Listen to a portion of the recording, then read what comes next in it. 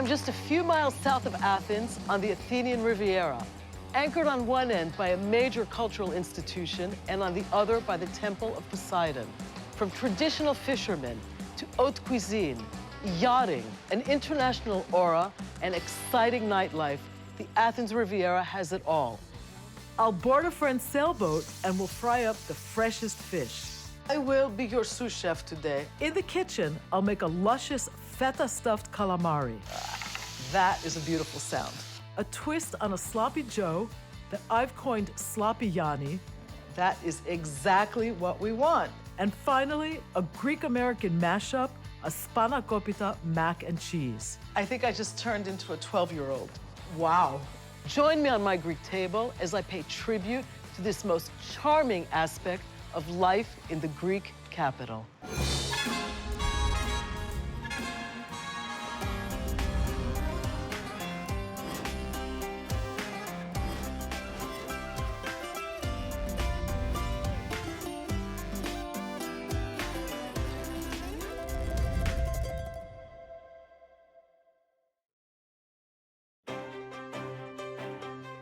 One of the most seductive aspects of life in Athens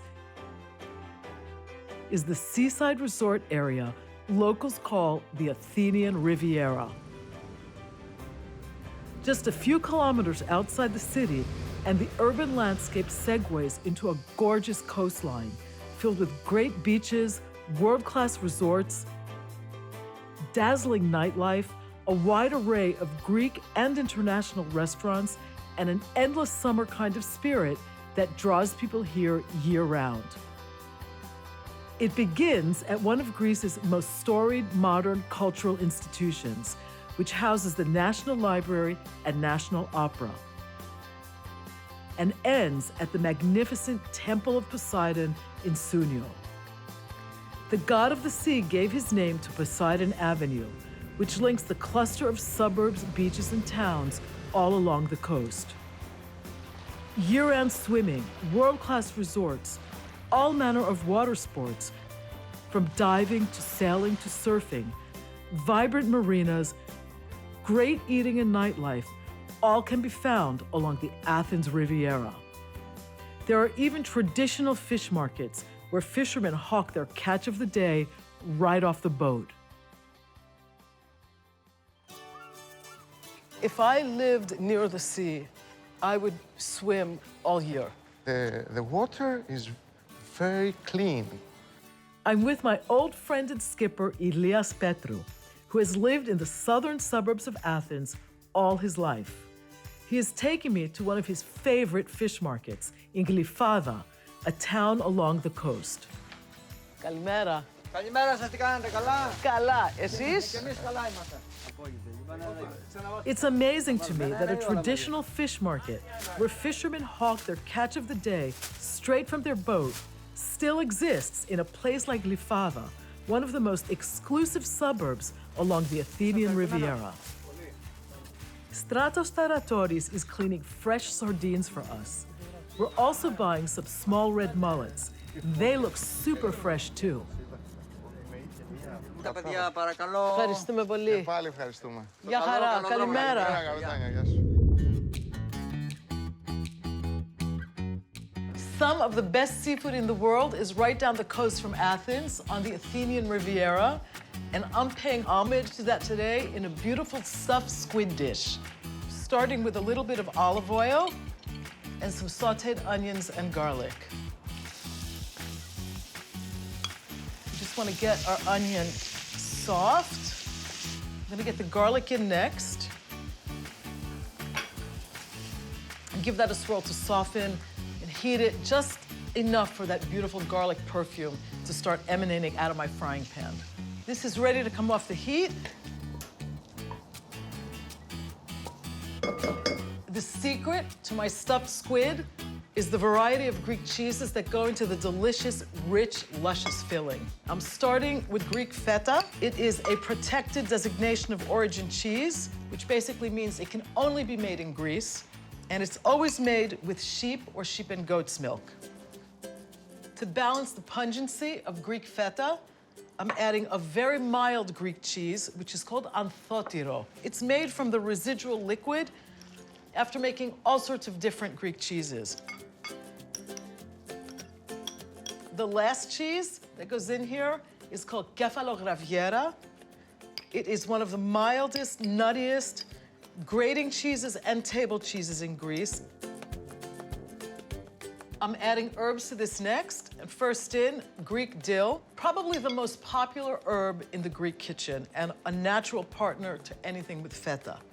And a little bit of mint, another popular Greek herb. To counter the richness of all these cheeses, I'm gonna add a little bit of lemon zest. Lemon zest adds this beautiful fruity brightness. I just wanna give this a mix, taste it for salt. Use just a touch. A little bit of black pepper. Another of my favorite ingredients, pink peppercorns, just crushed in my fingers and into this. I have to bind the filling, so I'm adding an egg. Just mixing it all together. It's gotten considerably looser. So we want to add a bit of breadcrumb. You kind of have to eyeball this a little bit and get a feel for what the texture should be. The breadcrumb will hold it together. This is exactly where it needs to be. You want the filling to be able to hold up into a ball. I'm just going to put it in the fridge for about a half hour to firm it up before stuffing the squid. This is our beautiful squid today. Super fresh, nice big tubes. The filling is nice and firm. And for me, the easiest way to get this beautiful, rich, cheesy filling inside the squid is to shape it so that it slips in easily.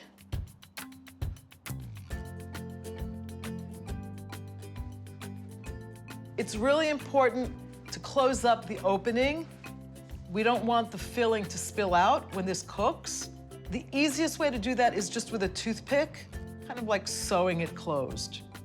So we just want to be sure that it's not going to open.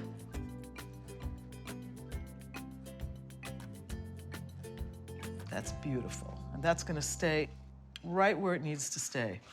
Now we're ready to get these little guys in a hot grill pan with a little bit of extra virgin Greek olive oil.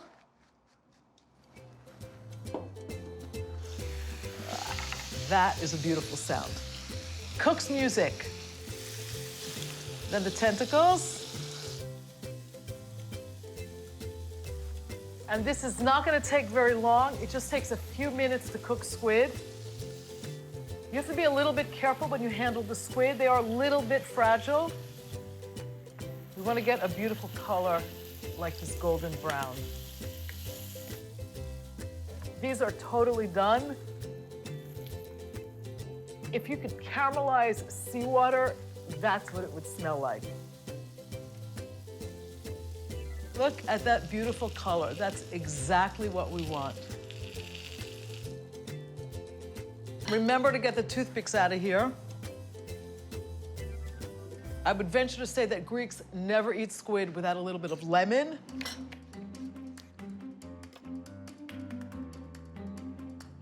A little bit of garnish. A little lemon. Squid is very tender. Let me get a bit of everything in here.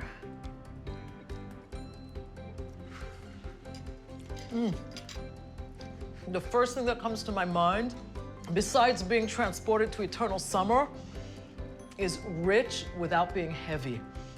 The complexity from those 3 different cheeses, but the dill just kind of perks everything up, and the lemon on top just brings everything together. And this is the perfect dish if you want to have a little bit of Athenian sunshine in your own life. This big dish with all these bold flavors calls out for a big, bold white wine. And I'm serving it today with a malagousia. That's a native Greek grape from Florina. That's in northern Greece. It's got fruity tones. I'm getting all sorts of melon in there. And it stands up really well to the boldness of this dish. Easy here. We're heading to Elias's sailboat to cook a galley lunch of that fresh fish we just bought. Life on the water is all about enjoying the fruits of the sea, and that means both the food and the relaxing but adventurous lifestyle, as old as Greece itself. You have to help me up this plank. I will do this. Trust me. You are super safe. Give me your hand. Okay. That's a welcome on board. Thank you. Let's start cooking, Elia. Okay. It's time for lunch. I will be your sous chef today. I'm just flouring some of this fish. This is one of the classic, traditional, easiest way to cook fish, especially small fish. Just fry them up, and it's really delicious. And for me, easy cooking. On a typical day, what time do you start sailing? We wake up at, let's say, 8 to 9 o'clock. We have our breakfast. We go out. We stay on one place for swimming. And we usually stay there for the whole day. And in the evening, we try to be on a port, and we can enjoy the beauty of the port, the port life, the little port cities on the different islands. Amazing coasts with turquoise waters. All along the Riviera, there are a lot of places where you can stay. Okay. That's it. I am making something that is homage to my own youth. I'm calling it a sloppy Yanni. And it's basically modeled after what most of us know as a sloppy Joe. My sloppy Yanni is a little bit more virtuous than a typical sloppy Joe because I'm using less red meat and replacing it with mushrooms.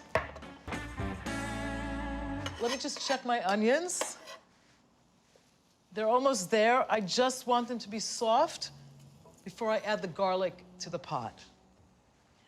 I want to chop the mushrooms so that they're almost the same consistency as the ground beef. I can tell by the smell that it's time for the garlic to go in. Time to add the ground beef. We want to brown the meat and get it somewhat cooked before adding the mushrooms. This is going right into the pot. Let me stir this around. This is looking really good. The mushrooms are starting to let out their beautiful mushroom juice. I'm just going to season it with a little bit of salt and some pepper. Give it a swirl. Next, I'm adding tomato paste. And I like to use tomato paste in this because I want the sauce to be really thick. A little bit of oregano. A little bit of petimezi, which is grape molasses. Allspice. A cinnamon stick. And a couple of bay leaves. That looks gorgeous. I'm going to add a little bit of red wine to this. Just eyeballing it. Maybe add a little bit of water to it, just so that I don't have to worry about it and make sure there's enough liquid in here. Just cover this as you cook it leave the lid ajar so that some of the moisture can escape, and go and have yourself a glass of wine.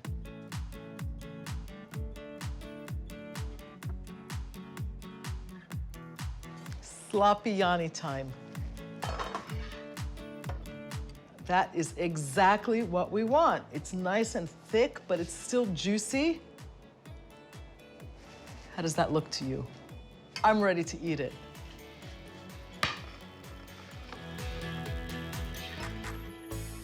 Time to get a little sloppy.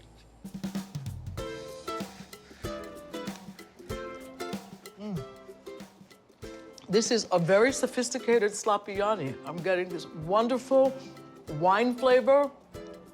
The mushrooms are totally melded into the meat mixture. This is really good. The neatest sloppy Yanni this side of the Atlantic.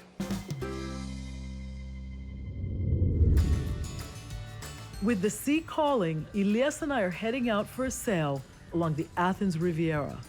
Does life get any better than this? One of the great things about living in Athens is the proximity to the sea. To my mind, it brings back all these incredible childhood memories. The US bases used to be in Glyfada, which is just down the coast, and I've always associated that area with this kind of hybrid cuisine. So I'm making a hybrid dish today. I'm making a Spanakopita mac and cheese with olive oil bechamel. The first thing I'm going to do is get my olive oil warm. And I'm making this in the pretty traditional way. It's 1, 1, and 1. A tablespoon of olive oil, a tablespoon of flour, a cup of milk. So here it's times 3. The flour's going in, and I'm making a quick roux. Of course, the classic bechamel calls for butter, but this is a little bit of a Greek interpretation. We don't really want much color on that, but I want to cook the flour. If you don't cook it enough, you end up with almost a pasty flavor, and it's not very pleasant.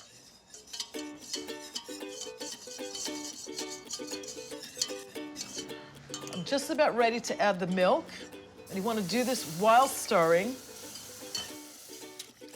This is nice and thick, and that's exactly what we want. This is going into the filling, and it's what's going to make the mac and cheese super creamy. So I'm just going to add a little bit of salt, a touch of black pepper, a little bit of nutmeg. Give that a swirl.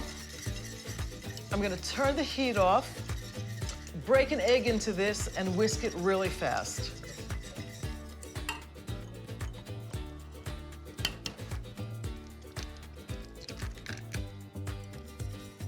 The egg will help thicken this. It'll give it volume in the oven.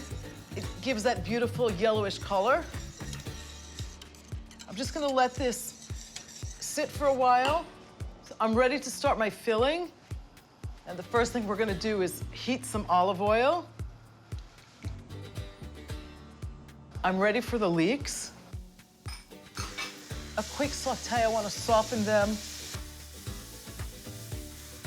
Ready for the garlic. Careful not to burn it. I'm gonna start getting the spinach in here in batches.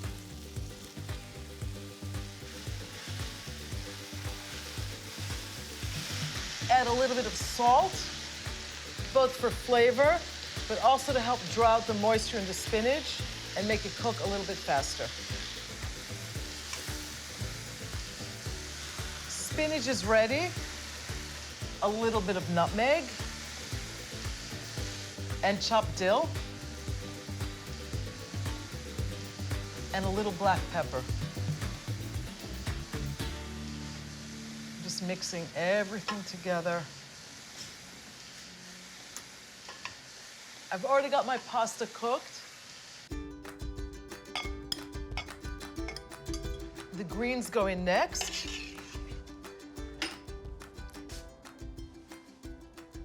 The next thing that goes into this are 2 really delicious Greek cheeses. One is a soft whey cheese, very mild, called anthotiro, and it's very similar to ricotta. The second cheese that goes into this is real Greek feta. It's going right in. And I think you can tell this is going to be a pretty rich dish. The next thing that goes into this beautiful elbow macaroni mixture is my Greek bechamel. Just going right in. Just mixing all of this together. Just a little bit of extra virgin Greek olive oil.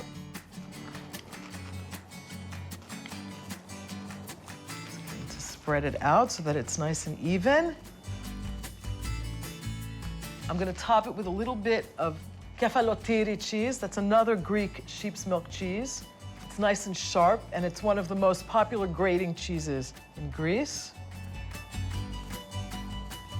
And just a sprinkling of breadcrumbs to give it a really nice crust and finish. This is going straight into the oven. I've preheated the oven to 375, and I'm gonna bake it for a half hour or until it's nice and golden. This is definitely ready. The whole kitchen has filled up with the aroma of the Spanakopita mac and cheese. And I am going to enjoy a piece. I think I just turned into a 12-year-old.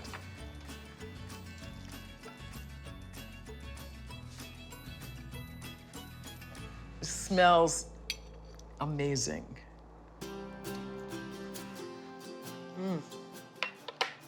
This is perfect. It is so creamy. The elbow macaroni is totally like mommy food, New York City, 1965. But for me, the best part is the top because it's really crunchy. It's in perfect balance with all the creaminess inside. This, to me, is a sophisticated child. And this sophisticated child wants a little red wine with this dish. And I've chosen it. It's a Syrah from the island of Evia, which is not too far from Athens. Complex nose, a little bit of vanilla and a little bit of smokiness and dark fruit. It's a really nice pairing with this lovely dish that helps us bridge the gap between childhood and adulthood. Isihian.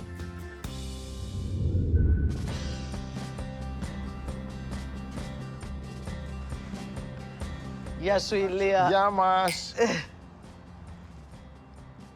If I lived near the Athenian Riviera, I would be on this boat every weekend. I want to know more about the life in the marina. The marina is a neighborhood. You know the most of the people that are living there. There is always a discussion about boats, about the weather, as you say. Most of the boats, like their owners, are renting them. And there is people from all over the world, and it's one of the more important destinations worldwide. For sailing. For sailing, yes.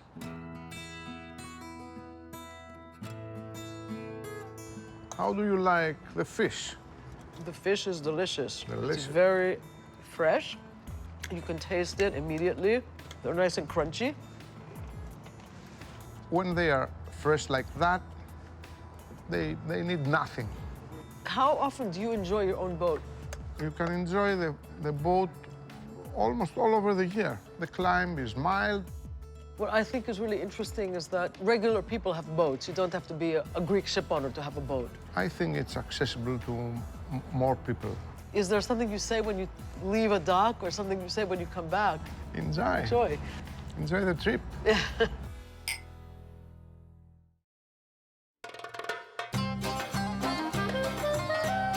In this water, you know, in the Aegean, what are the dangers? I mean, it's not the Atlantic where you have these huge waves, but... The sea is a part of Mother Nature, and Mother Nature is not always easy with us human beings. We have to respect the nature. That's it. Yeah, that's true in anything.